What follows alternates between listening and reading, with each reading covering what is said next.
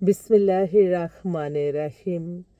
সকল প্রশংসা আল্লাহর, সকল ক্ষমতার মালিক আল্লাহ মহান।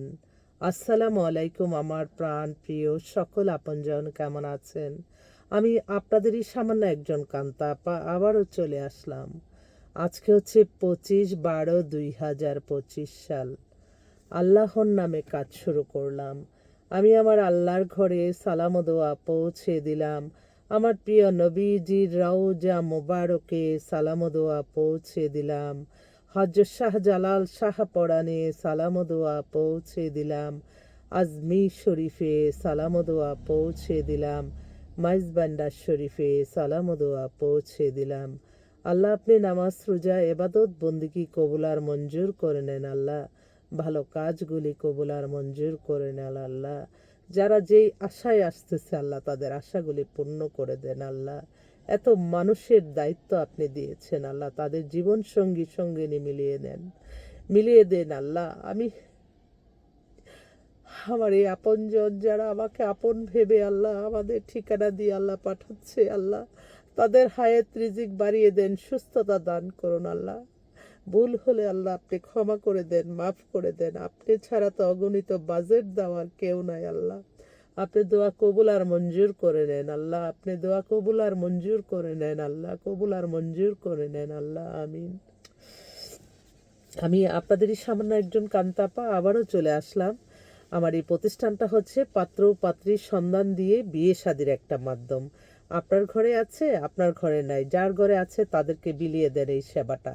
তাহলে দেখবেন বিয়ে শাদী যত হবে সমাজে তত অরাজকতা দূর হবে, তত অন্যায় দূর হবে। বিয়ের মাধ্যমেই মানুষ যখন জীবনযাপন পরিচালনা করে, তাদের প্রতি আল্লাহর রহমত এবং বরকত আছে। সেজন্য বিবাহযোগ্য ছেলে মেয়েকে বাবা মার উচিত, আপনারা অনেকেই নামাজ রোজা ইবাদত বন্দিগি করেন, কিন্তু ফরজগুলি আপনার আদায় করতে হবে। মেয়ের সঠিক সময়ে বিবাহ দিতে হবে, ছেলের সঠিক সময়ে বিবাহ করাতে হবে। আপনি এই বিয়ের মাধ্যমেই তো জীবন পরিচালনা হয়। তো আপনারা আসবেন, আমাদের প্রতিষ্ঠান খোলাই আছে প্রতিদিন প্রতিক্ষণ। আপনারা আসবেন। আমি আমার হোয়াটসঅ্যাপ নাম্বারটা বলে দিচ্ছি, 01971860261। বছরটা শেষ হয়ে যাচ্ছে আল্লাহ, এই বছরে যারা বিয়ে শাদী করেন নাই আল্লাহ, আপনি তাদেরকে নতুন বছরে জীবন সঙ্গী সঙ্গিনী দান করুন, বিবাহ শাদীর ব্যবস্থা করে দেন আল্লাহ। আমি এই মুহূর্তে বেশ কিছু পাত্রপাত্রী আসছে, আমি তাদেরকে অনুরোধ করব। আজকে একটি আসলে সুখবর দিন, যেটা হচ্ছে আমরা দেখেন আল্লাহ কখন কাকে কি অবস্থায় রাখবে একমাত্র আল্লাহ মহানই জানে। যার কথা শুনলে, যাকে মানে তার সাথে যদি কোনো কথাও শোনা যেত মনের ভুলেও, সেই মানুষটাকেই তারা শেষ করে দিত। আজ সেই মানুষটা কত সম্মানের সহিত বাংলাদেশে ফিরছে। সব আল্লাহর ইচ্ছা না? আল্লাহ ইচ্ছা করলে সব কিছুই সম্ভব। তাই আল্লাহকে ডাকতে হবে। আল্লাহই সম্মান দেওয়ার মালিক। কখনো মানুষকে হিংসা বশবর্তী হয়ে মানুষকে নষ্ট করবেন না। আপনারা অনেকেই ক্ষমতাকে বেশি ভালোবাসেন, মানুষকে নয়। কিন্তু ভালোবাসতে হবে মানুষকে। মানুষ মানুষের জন্য নিবেদিত থাকতে হবে। তো আজকে অনেক রাস্তাঘাটে খুবই এত আনন্দময় দিন। আমারও মনে হচ্ছে আমিও আনন্দ করি, কিন্তু আসলে এক একটা মানুষের এক একটা মেন্টালিটি, যে বিভিন্ন মানুষ বিভিন্ন কথা বলতে পারে, যে হ্যাঁ তবে আমরা হচ্ছে বিজনেসম্যান, যে সরকারি আসবে তাদের সাথে আমরা কাজ করব, এটাই হচ্ছে নিয়ম।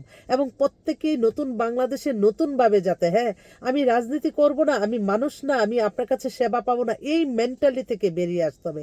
তাহলেই দেখবে সমাজের সুশৃঙ্খলতা ফিরে আসবে। রাজনীতি করলেই যদি আমি 1,000 কোটি টাকার মালিক হয়ে যাই, ক্ষমতাবান হলেই আমি 1,000 কোটি টাকার মালিক হয়ে যাব, আর ক্ষমতা বা রাজনীতি না করলে আমি হব না, সেই ধারণা থেকে আমাদের বেরিয়ে আসতে হবে। সবসময় মনে রাখতে হবে, অতি রঞ্জিত, অতি উৎসাহিত, অতি লোভ মানুষকে ধ্বংস করে দেয়। লোভে পাপ, পাপে মিত্র। তাই কখনো লোভ করা যাবে না। হ্যাঁ, আমরা বলছি যে নতুন বাংলাদেশ গড়বো, আমরা নতুন বাংলাদেশ সবাইকে নিয়েই গড়ি না, সবাইকে নিয়েই ভালোবাসি না, ভালো থাকি না। আমাদের দেশ সবারই দেশ, এবং আমাদের রাষ্ট্র পরিচালনা যারা করবে তাদেরকে সাহায্য সহযোগিতা আমরা সাধারণ ক্ষুদ্র মানুষগুলিরও তাদের পাশে দাঁড়াতে হবে। তাহলেই তো রাষ্ট্র ভালো থাকবে, তাহলেই তো এত বৈষম্য হবে না। এই বৈষম্যের কারণে এখন এই সামাজিক যোগাযোগের মাধ্যমে দেখা যাচ্ছে যে আমি আমার গর্জিয়াস লাইফ দেখাচ্ছি, আরেকজন সেটা না, তখন কিন্তু মানুষের হিংসা বিদ্বেষ চলে আসে। আর আমি আমার ছোট্ট একটু আমি একটা কথা বলতে চাই, কি জানি না কি মনে করবে, যেগুলি ঝুঁকিপূর্ণ পেশা, যেমন বর্তমানে মানে সাংবাদিকতা পেশার থেকে যদি অন্য অন্য পেশাতে জড়িয়ে থাকলে ভালো হয়। কারণ দেখা যায় যে ওরা হয়তো একটা নিউজ করলো, এই নিউজটা বেশি বেশি দেখে আরেকজনের হিংসা হয়ে যাচ্ছে, মানে আরেকজন হচ্ছে না, এই নিয়ে একটু, তো সেজন্য লিমিটেড সামাজিক যোগাযোগ মাধ্যম যেহেতু আছে, একটু মানে একটু চিন্তা ভাবনা করেই সব কিছু ডিসপ্লে করতে হবে। আমি আমার ছোট্ট একটু ব্রেনে আমি আরেকটা মনে হলো আর কি।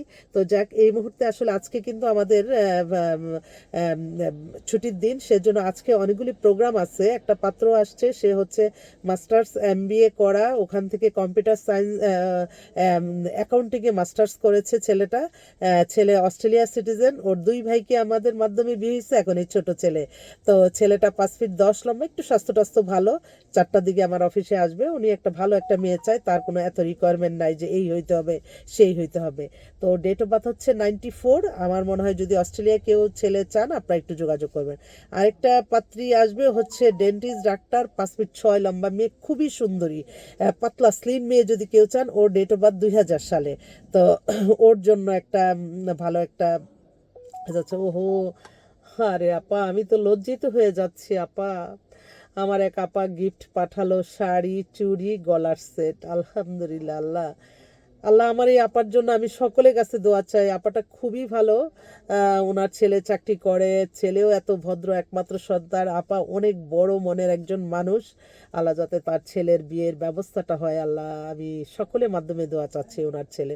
দেখেন, আমার কাছে আসবে দেখে সে গিফট কিনে রাখছে, সেই গিফটগুলি ছবি পাঠালো। আলহামদুলিল্লাহ, আলহামদুলিল্লাহ, আলহামদুলিল্লাহ।